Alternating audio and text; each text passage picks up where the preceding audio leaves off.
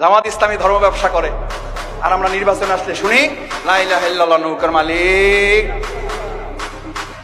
এ পর্যন্ত শেষ। গানের শেষে বিসমিল্লাহ।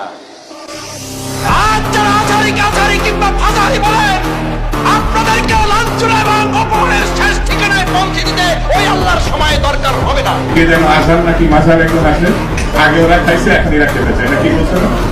নামকে বিকৃত করা থেকে বিরত থাকুন।